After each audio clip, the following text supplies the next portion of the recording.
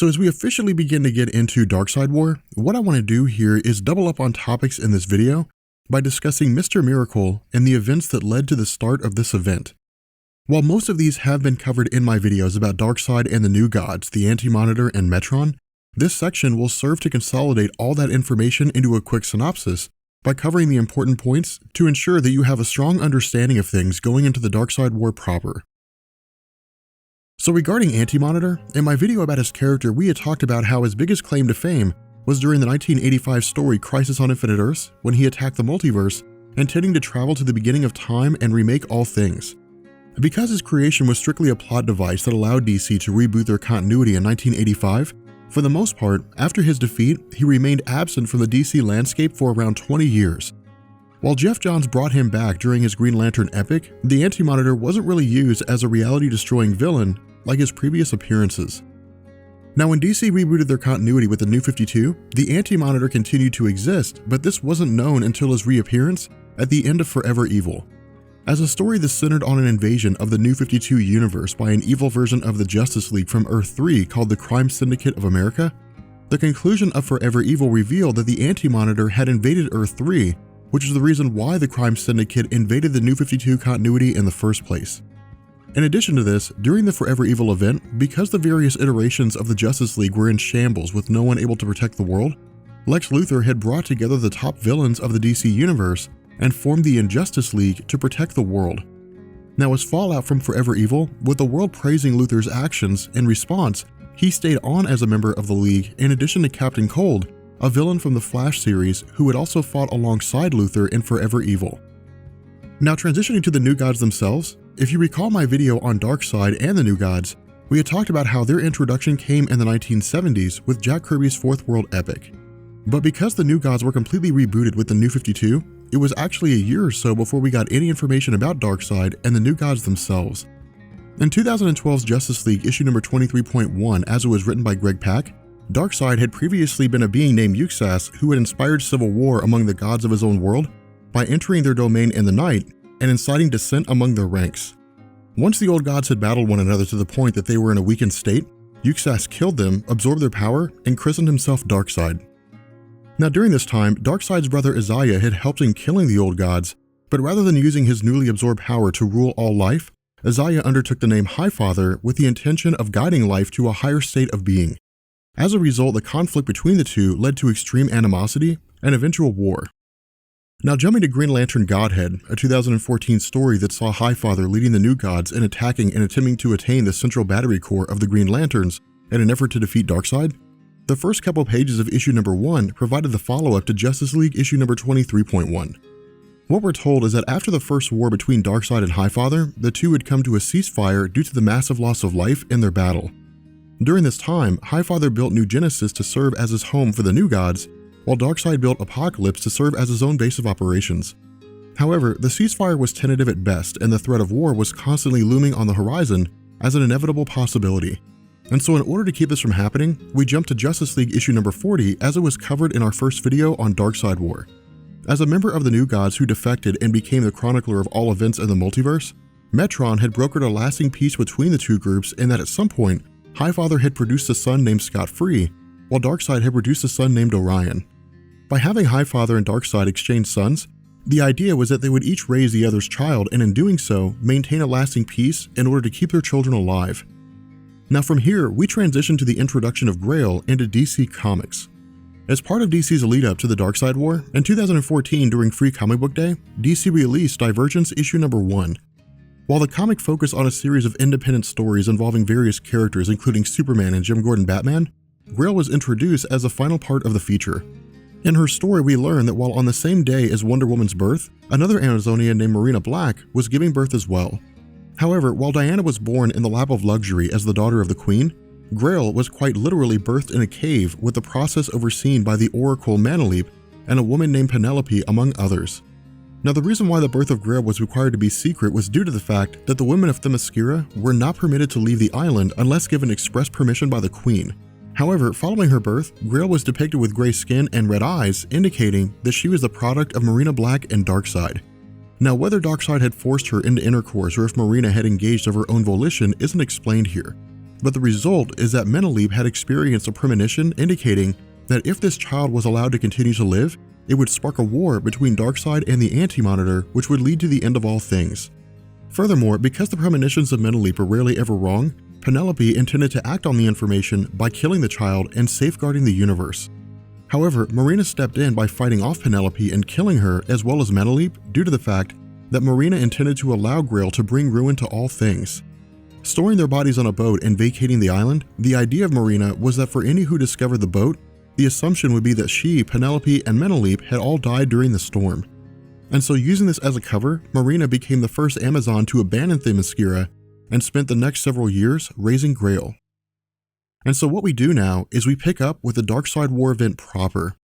As the story opens, we join a random woman entering her home to be greeted by the servant of Darkseid named Kanto. To provide some context here, Kanto is the top assassin of Darkseid and seems to have been sent for the purpose of locating Marina Black, but because this woman in particular is not the same Marina that Kanto is looking for, and because she also has no idea what's going on, Kanto simply kills her. At this point, we also learn that a woman named Lashina has traveled with Kanto for the purpose of aiding in his efforts to find Marina Black. Now Lashina is actually the leader of Darkseid's Female Furies, which is a group of his top female warriors, all of whom were able to give Wonder Woman a run for her money in terms of strength, speed, and power. And so what we do here is we transition to Mr. Miracle or Scott Free. What Scott tells us is that when he was sent to live on Apokolips during the peace brokering of Metron, his first 3 years were absolute hell. The reason for this is due to the fact that the planet Apokolips is a nightmarish place of constant suffering, torture, and evil. Where Darkseid does use this place as a base of operations, it's also used as a factory of sorts for various races who have been kidnapped from their planets for the purpose of breaking their wills and rematerializing them into parademons to fight for Darkseid. Furthermore, instead of being treated as royalty, instead, Scott Free was treated to a life of imprisonment. However, after 3 years, he finally gained the courage to explore the world around him. Spending the first year attempting to pick the lock, he was finally successful and began to investigate the planet. Now as time progressed, Scott actually found it easier to pick the locks of Apokolips and journey throughout the planet, and eventually he was able to use his knowledge of the landscape of Apokolips to engineer his escape from the planet and flee to Earth. Now within the context of this story, the complexity of the locks of the planet Apokolips and Scott's ability to adapt and pick them is being used by Geoff Johns as a way to provide the basis behind his New 52 version of his character as a master escape artist. This particular bit stands in stark contrast to the pre-New 52 continuity, which saw Scott escaping Apokolips and becoming an escape artist under the tutelage of a man named Thaddeus Brown, with Scott taking the name Mr. Miracle following Brown's death. Something else that Geoff Johns does here is make reference to the first 6 issues of the Justice League. While this is important to the actions of Scott Free and his intentions at the moment, what this also does is continue DC's trend of story over continuity, and the Darkseid War takes place at some point during the New 52 timeline, but we're not told when. What we know is that it takes place after the first 6 issues of Justice League, but we don't know if it takes place before or after Batman Endgame or Superman Truth. Now the reason why this is important is because the first 6 issues of Justice League saw Darkseid invading the New 52 continuity. While the stories saw Darkseid forced out, in truth, very rarely had he ever experienced defeat, if at all, and the fact that the New 52 Justice League were able to force him out makes a strong statement in terms of how powerful the Justice League is, but also that Darkseid himself is not unbeatable. And so in response, Johns tells us that during the time after his initial defeat, Darkseid has been scouring the multiverse looking for a way to acquire enough power to return to Earth, conquer it, and kill off the superheroes. Now following this, we learn the basis behind Scott Free being here. If Darkseid intends to eliminate the planet Earth, Scott's looking for a way to find out why, and because the machinations of Darkseid are happening unbeknownst to the Justice League, Scott looks to locate them and inform them of what's taking place. At this point, the comic transitions to a kind of long shot through the events in the rest of the story, with different characters narrating its progression.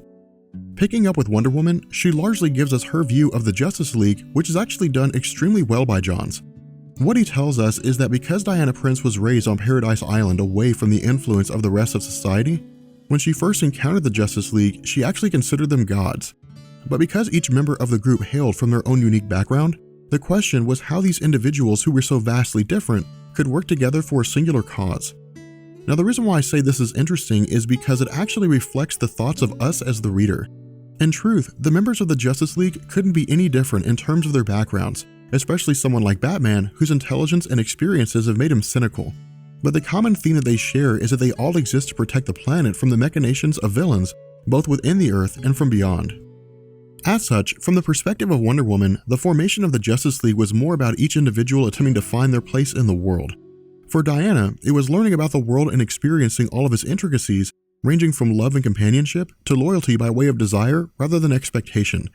For Arthur Curry, it was learning about his heritage and why he felt such an irresistible allure to the sea, prior to learning that he was destined to rule the oceans as king. For Hal Jordan, it was adventure coupled with the belief that he was meant for something greater. And for Superman, it was simply about finding his place among humanity and a new home for himself. And finally, for Batman, it was about finding his parents' killer, bringing them to justice, and ensuring that no one else experienced the same kind of loss that he did. The beauty of this moment is that all of their experiences culminated in a need pursued by each of these characters, and the formation of the Justice League was essentially able to fulfill that need. Now, picking up with the murder of this woman named Marina Black by Kanto and Lashina, the interesting thing about this situation is that, as Wonder Woman tells us, normally the Justice League wouldn't investigate a murder and would simply leave it to the local authorities to deal with. However, because Darkseid's boom tubes were detected, which is to say, the name of the portals used by the forces that travel between Apokolips in various locations, the issue drew the attention of the Justice League due to the possible involvement of Darkseid. While the League investigates the crime scene and attempts to figure out where Kanto and Lashina had gone, something Geoff Johns also does here is focus on Shazam. Now, this is probably one of the best moments in the story, and the reason why is due to the fact that more often than not, whenever we think of Shazam and see him in action, he's usually in his adult form with his incredible power. But we often forget that this is an illusion, and that Shazam is actually a child named Billy Batson. But despite the power that he possesses in Shazam form, what we get here is Billy's first experience in seeing a dead body. Now, this particular moment isn't significant to the story and doesn't have any real impact on the events. It simply just reminds us of the humanity in these characters, and that despite everything that they've done, the impact of seeing the corpse of a murdered innocent woman has a huge influence on how they view the world. But from here, we transition to Lex Luthor as he's part of the Justice League. Now, where the conversation between Superman and Lex, along with the events as they unfold here, aren't wildly important, they do go towards establishing the uneasiness between Lex Luthor as part of the Justice League along with Captain Cold regarding Superman. What I mean here is that because Luthor and Superman have been enemies for so long, the idea of Clark having to trust Lex is extremely difficult. Now, this doesn't necessarily mean that the two hate one another. In fact, the two actually have a vast amount of respect for each other due to their accomplishments. Instead, this is simply Johns providing us a bit of fan service in seeing arch-enemies working together as part of a singular team. Now, transitioning back to Scott Free, what he does is tell us a story about a man named Hyman. What we're told here is that while Apokolips does house prisoners waiting to be converted into parademons or else until they die, there are some who have attempted rebellions in the past. While these have been quelled, during Scott's time under the control of Darkseid, he had encountered Hyman, who was actually leading a revolt. While the revolution never truly got off the ground and largely remained a thought that never became action, the fact remains that for Scott, the possibility of escaping and having something to live for was what kept him going. Now, this is particularly important in that what this tells us is that while Scott was taken as a child and never really had a chance to see anything other than Apokolips itself, using his knowledge of escaping meant that he had a whole universe to explore. This, coupled with the fact that Hyman had also changed the mind of one of Darkseid's female Furies named Barda, meant that the two had the opportunity to quite literally run off together. Now, to sidetrack for a second, the relationship between Barda and Scott Free was actually a ruse, and that during the story Earth 2 World's End, which saw the two running to the Earth 2 continuity to escape the forces of Darkseid, Barda was revealed to be a spy of sorts who eventually turned on Scott, leading to the destruction of Earth 2 by Darkseid in his quest to find Grail. But regardless, the situation as it exists now for Scott Free is that whatever Darkseid is planning, in the end, because the Justice League were previously able to defeat him, the only way for Scott to bring Darkseid's plan to an end is to enlist the aid of the Justice League. However, while in the midst of sorting through the various devices on Apokolips, Scott is met with the arrival of Darkseid himself. Now, the conversation between the two is of stupendous importance, more so for Scott than anything else. The reason I say this is that because Darkseid initially taunts Scott about the clothing that he wears, and that it appears to be similar to the colors seen on New Genesis. As a result, Darkseid makes the argument that Scott Free's claim of being free from Darkseid's control is all an illusion, if for no other reason than to ignore the truth that Scott himself will always be a slave to Darkseid. Now, where Scott denies this, I want to take a second to talk about this particular point. If I had to be honest, I would say that Darkseid is very much right here, and that while Scott's not a slave, his life still revolves around Darkseid. The fact that Scott has taken it upon himself to break into Apokolips, learn the plans of Darkseid, and defeat him of his own volition seems to indicate that. But the fact also remains that because Darkseid is so vastly powerful in comparison to Scott Free, the only option Scott has available to him is to simply run away. Now from here, we jump back to Wonder Woman again as she continues her narration amidst the Justice League's investigations of Marina Black's murder. What we learn here is that following their investigation of the first murder, there have since been others, with all the victims being named Marina Black. Using their access to government intelligence on the population of the United States, the intention of the League is to use this information to track down all women with the name Marina Black and attempt to ensure their safety. Now again, someone I want to focus on here is a girl named Jessica Cruz. Jessica is actually a very new creation for DC and originally came out of the Forever Evil story arc. Created by Jeff Johns, Jessica Cruz was introduced as the last piece of his Green Lantern epic and actually derives her power from the Ring of Volthoom. Originally belonging to a man named Volthoom, who was the first Lantern, during the Forever Evil event, the ring chose Jessica, where she learned that it feeds off the fear of its owner and will eventually kill them. Now during the Forever Evil story going into the aftermath, Batman had taught Jessica how to overcome her fear and keep the ring under her control, and in Justice League issue number 34, she was taught how to use the ring to allow the same abilities as Hal Jordan. But an underlying theme of her character, and probably the most important aspect of what we'll see in this story, is that at any moment, she could succumb to her fears and end up becoming a detriment to the League rather than a benefit. But as the story continues, the scene is met with the arrival of Grail, who can travel through dimensions using those who were tied to the Speed Force as a gateway. Now the fight between Grail and the Justice League isn't really much of a fight at all, in that she's able to completely dismantle the team with almost no effort. For the most part, there's no real room here for discussion or any higher meanings, and instead, this is basically just Jeff Johns providing some context to her character in relation to how capable she is regarding her physical strength and combat skills. Something Johns also does here is make things a little more intriguing. What I mean is that while the Justice League is in the midst of being attacked, because Superman is not present and instead is working with Lex Luthor and Captain Cold, he receives an emergency call from Wonder Woman. Revealing to Diana that she's part Amazonian, because Grail is the product of an Amazonian woman and Darkseid, she inherited Darkseid's Omega Beams, which are bioelectric blasts of energy capable of piercing almost any substance and killing virtually all known beings minus Superman and the New 52.